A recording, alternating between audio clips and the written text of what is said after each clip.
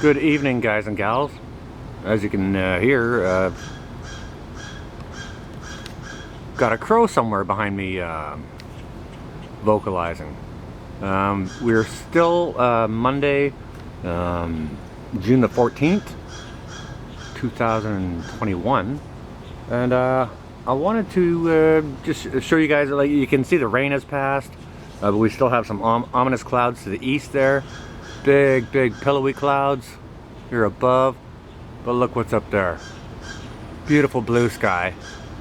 And then there's some more intermittent cloud in behind it. But I wanted to talk to you something really quickly about food, about free food. Okay, now when that rain from earlier passed, the sun came out, and I thought, okay, well, I'll go outside, I'll get into the garden, I'll do some weeding. Okay, so as you can see here, yeah, there's still some weeds there. I started with the bigger stuff and worked my way down to the smaller stuff, and as I was getting down into the tinier weeds, I started to notice something. And I'm just going to go ahead and I'm going to use a stick right here, and I'll see if I can point some things out to you. I want to show you some volunteers that I got. That right there is a tomato plant. I did not plant it. This right here, I believe, is a tomato plant.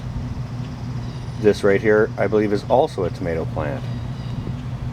So, and these are all volunteers from last year. You can see there's another one over here. I'm not sure if the sun is messing with the camera or not.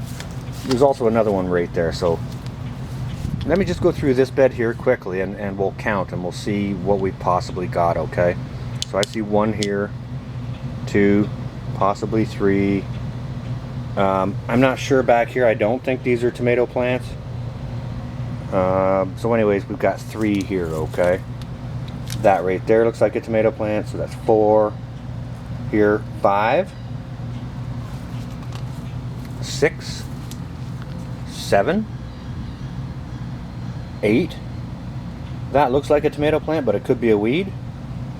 If it is, obviously I'll pull it out later. So 9, there's another one. 10, 11 right there, 12, 13. Let's see here. Oh, that right there is a little maple tree. That'll be coming out. So we got 13 there so far, possibly 13. Oh, this over here looks like a tomato plant. 14. Right down in here beside this pepper. 15. Now this could be a weed. It actually looks like a weed. We're not going to count that. We're looking at about 15 just in this bed, and that's that's about a 10-foot span there, where I've got these peppers. Okay, so that's 15 volunteer plants. You didn't have to buy. You didn't have to grow. That may well produce you free food. Okay, now this tiny little bed over here, now this is the one where I had that I didn't go ahead and make a video of that fungus, Les, but that's the base of the tomato plant, and I'm not sure if you can see all those little white dots down at the bottom there, but I went ahead and I clipped off all the lower leaves, and that's what it's looking like right now. But over in this bed, we got another one here, and there's another tomato plant back there. So I'm not sure what the count is right now. We're at least 15, maybe 17 free plants, right? And that's just from having left stuff in the ground from last year, let it do its thing, go to seed, and do all those kinds of things.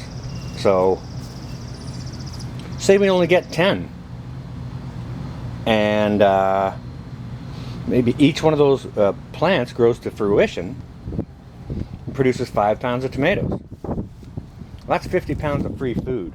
Okay, so there's one way you can get free food. Yeah, it comes at a cost. You gotta put in a garden and do stuff like that. But here's another way you can get some free food. Okay, now this little mess here, this is a cluster of volunteer radishes. You can see flowering. They're about ready to go to seed. So what we can do is we can harvest all those seeds and we can grow more food for free.